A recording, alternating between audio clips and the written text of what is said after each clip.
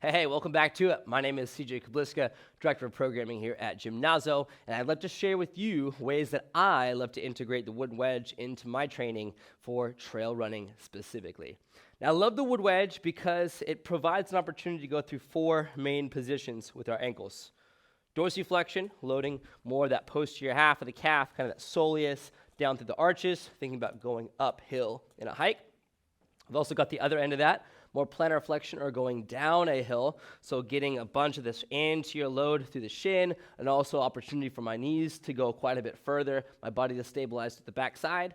And then we have a combination as we go lateral. If we got both feet on the wedge, puts one ankle and foot into more eversion, and the other side into more inversion, and vice versa when we flip it around 180 degrees. So I like to call this a four-position squat. Dorsiflexion first, plantar flexion first, so we go downhill, dropping in. Should provide a lot more range in a squat because we're not preloading that lower calf in the soleus.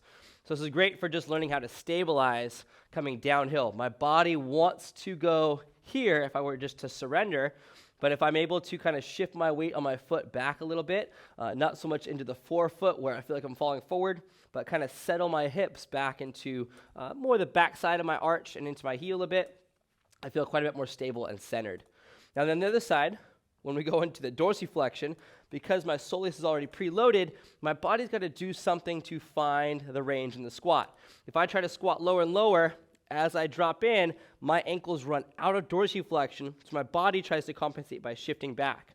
So what I like to do is take myself right to a zone where my ankles say that's as far as you can go, and then drop in with a little bit of more of a heel lift, as when I'm climbing up a hill, my heels pretty much stay off of the ground or very, very light. So I'm very front foot loaded. So it's giving me an opportunity to load up a little bit more through the arch, a little bit more through the soleus, and allow my knees to go beyond my toes naturally, and then to drive up and still find that stability. I find this super helpful for uphill, especially for you runners uphills, working into that dorsiflexion state at the fullest range, where you feel those anterior tib muscles firing off, and then letting the knees and rest of the body rebalance to find that range. Now, a super fun one, too, is going into this mix. A lot of times what we'll find is that our body will compensate to one side or the other, whichever one we feel more comfortable with. And because this top ankle is in a bit more dorsiflexion and eversion, I'm not going to necessarily get as much range as if I try to shift my weight to the other foot. Do it for yourself, feel it out, but there's no wrong way to do it. Try to see where you can shift your weight in multiple directions and still maintain stability. Dropping into a full squat, I immediately feel that angle get shorter. It actually trends on my glute a bit more when I'm going into that everted position, and I feel the outside of my ankle loading up on the lower side, preventing me or decelerating me from going down that hill.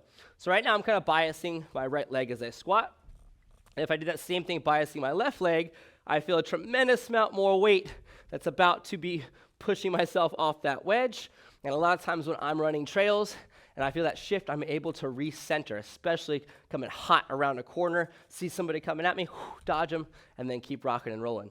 Same thing on the other side to finish out these four-position neutral squats. I could position myself in center.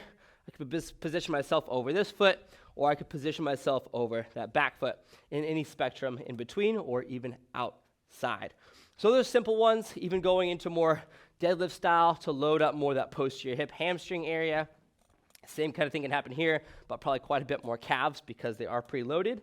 And then as we go into that mix position, going to create some different sensations of loading through that fascial tissue on that lateral calf. Now those are the simple ones.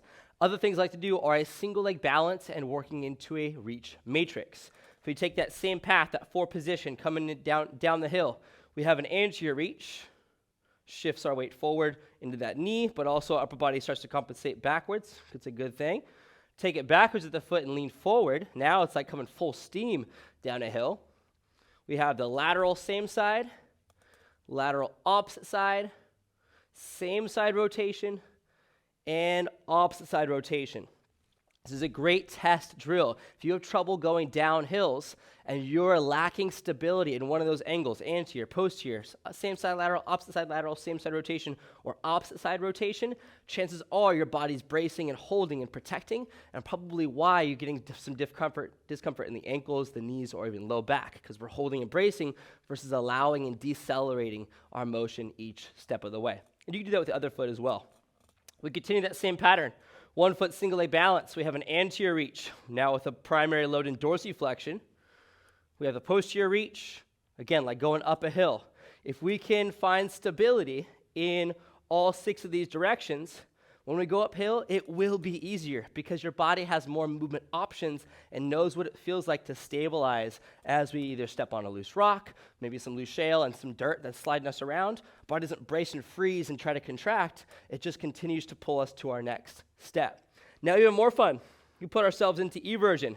Body is driving down that way. Gravity's pulling us downward, straight down, but because of the angle, all of our weight wants to shift away. So we've got to find where we feel best stacked, and I like to think head over the foot or just outside, and at an angle helps quite a bit. We have an anterior reach, a posterior reach, same side lateral, opposite side lateral, same side rotation, and opposite side rotation reach, and we can continue to matricize all 6 of those directions. Again, if you're not doing too well at this initially, it's because you got to practice. We've got to wake up those proprioceptors that feel our body shifting or loading in a different direction, and then learn how to manipulate that under our control. Make it very efficient. Then we got the inverted position. Again, body wants to go down that hill. We have to learn to load through different parts of the foot to stabilize us and stack our head on top of that foot to help balance ourselves as well. Simple ones, 2 foot squats, we did some deadlifts, we did some single leg reaches. Now one of my all-time favorites is actually going into a split stance and working on different angles of rotation, simulating landing on that leg and getting ready to push off into the next leg. I don't like to be super stiff and rigid coming down a hill. I don't want to be a tree that's just going to get uprooted, tilt over, and smack hard to the ground. I want to be like water rolling down the mountain. And in order to do that, I need to feel which way I can slosh. Can I slosh forward, back, side, rotate, rotate? If I can, I know that I can refine my center and then always adding speed on top of that so that when I am coming down full speed on the mountain, I know how to decelerate that momentum as well. Not just the motion, not just the direction, but with that level of force that my body's having to handle. So if we go into a split stance, very first one here, again, this is not an exhaustive list, but just some things to think about and to explore yourself. I like to go split stance, back heel up, and shift my weight into this front leg. So I've got this foot super everted. I'm dropping down. This butt is loaded.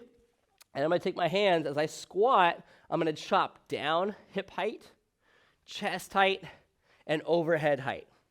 Low, medium, high. Low, medium, high.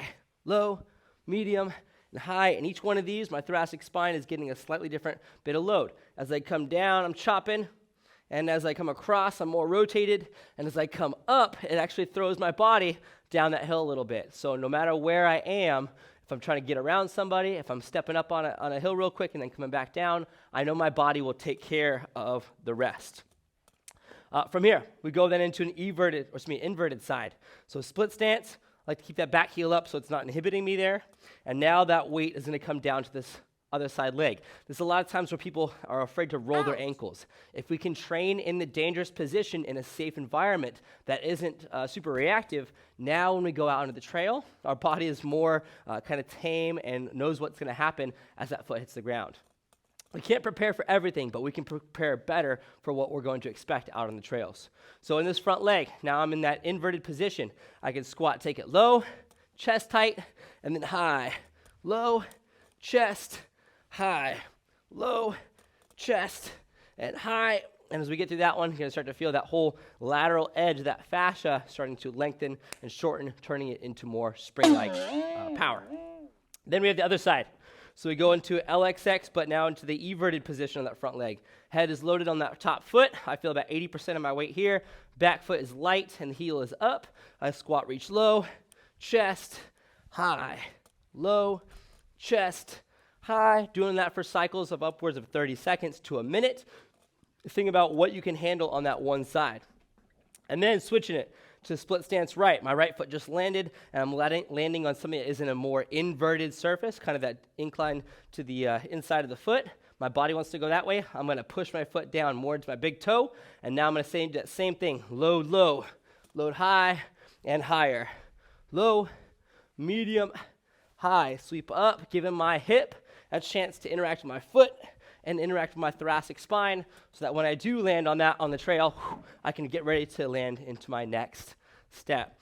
Great way to just bring awareness into the proprioceptors around the ankle, the foot, and give the hip a chance to stabilize on top there. Now, if you want to make it something more dynamic, I like to bring in the ropes here because it's, like I said, water coming down the mountain. You ever seen water trudge through? Got little waterfalls, little creeks and crevices that it can run through. I want to feel like that when I'm running. So with the light rope, any one of these positions will do too, but again, I like to prefer the inverted, everted position. It's the one where the ankle is pretty susceptible to injury if it's untrained. I don't know what's going on. Now, when I'm in an RXX, I like to do a little bit of a dragging here. And I like to drag in either direction. So to my east, I can kind of load into that rotation, come up, load into it, push off, load, push off, load, push off, even staying down. And I can pick one foot. I could switch to the other foot. This turf is slippery over here, so that this wedge is really functional compared to a rock out in the open here. So I'm dropping in and throw myself. Dropping in, throw. If I go the opposite direction, right, take the rope to the west side and do that same kind of thing, I could drop in, throw, and just getting familiar with when I'm running through how to transfer to my next step. Now, it's a little bit more dangerous to do that little jump switch on a small surface, but life is dangerous. What's life without a little bit of risk? Right, if I want to add a little bit more momentum to it, grab a little bit heavier rope. We'll get real wild with this one. And I can do the same dragons. Now, I got a lot more stuff throwing me to one side or the other. My ankle has to work a little bit harder. I'm saying ankle, but it really is my whole body. But ankle is what we're kind of localizing the position on here. Dragging one way, dragging the other side. He could hit that split stance here, even work on switching, and make this more of a reactive component, and building even your spatial awareness while not looking at the wedge, just feeling for what your foot is doing at the base. So lots of fun things you can do. That was just a small percentage of what's possible, but I encourage you to explore. That's the same thing you can do on a much higher and tougher surface. Now I'm in a little bit much more inversion and much more eversion at the top here. That position there, scared somebody shitless because they're like, oh my God, I'm gonna tear something. If you can hold this position, you're not gonna tear something. If you're not starting to throw something and you're having to react and you're not ready for it, maybe that knee caves in, maybe that ankle does roll in. But we start to progress somebody into steeper and steeper elevations, or maybe more endurance and more reps and more time, or essentially changing up the loads of what they're doing on this wood wedge. We could throw a viper up here, do some chest squats. Again, just exposing parts of the body into deeper ranges of motion, not trying to cause injury or cause harm, but simply expose certain barriers or certain adaptations that we can make so that when we are on the trail, we're not worried about this, like, oh my God, I need to step perfectly. A lot of times the conditions are imperfect, and if we can train for those imperfect conditions with perfect reps, now we're gonna have a really fucking good time. So I hope you guys enjoyed this. I hope you explore the wood wedge, share Gymnazo EDU, Gymnazo Movement Exploration channel, show me what you got with your wedge, what kind of fun can you have while being safe and dangerous at the same time. Until next time, peace.